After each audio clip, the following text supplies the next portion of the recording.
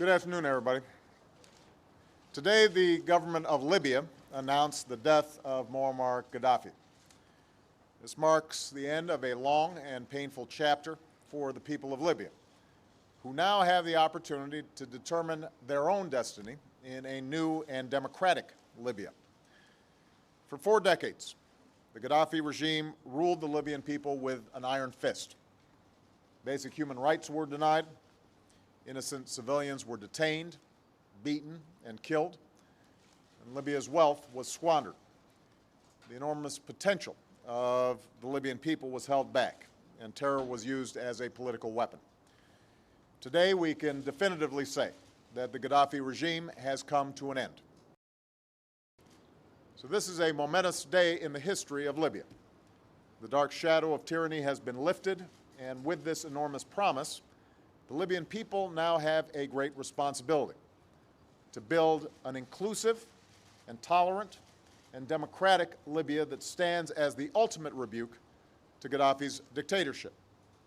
We look forward to the announcement of the country's liberation, the quick formation of an interim government, and a stable transition to Libya's first free and fair elections. And we call on our Libyan friends to continue to work with the international community to secure dangerous materials and to respect the human rights of all Libyans, including those who've been detained. We're under no illusions. Libya will travel a long and winding road to full democracy. There will be difficult days ahead. But the United States, together with the international community, is committed to the Libyan people. You have won your revolution. And now we will be a partner as you forge a future that provides dignity, freedom, and opportunity. For us here in the United States, we are reminded today of all those Americans that we lost at the hands of Gaddafi's terror. Their families and friends are in our thoughts and in our prayers. We recall their bright smiles, their extraordinary lives, and their tragic deaths. We know that nothing can close the wound of their loss, but we stand together as one nation by their side. Without putting a single U.S. service member on the ground, we achieved our objectives, and our NATO mission will soon come to an end. This comes at a time when we see the strength of American leadership across the world. We've taken out al-Qaeda leaders, and we've put them on the path to defeat. We're winding down the war in Iraq and have begun a transition in Afghanistan. And now, working in Libya with friends and allies, we've demonstrated what collective action can achieve in the 21st century. Of course, above all, today's belongs to the people of Libya. This is a moment for them to remember all those who suffered and were lost under Gaddafi and look forward to the promise of a new day.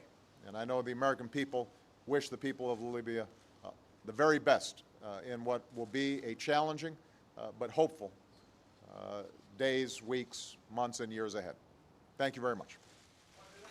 The doctrine of leading from behind. So you never see till 2011 till now, you never see know how to form the democracy. After now destroy the country. They carry their fuel, they carry the oil, they go. They carry their money, they run away. You they spoil this Africa. Now you be the number one way they spoil this Africa pass. You Obama, now you are they talk to. Now you be number one way they spoil this country.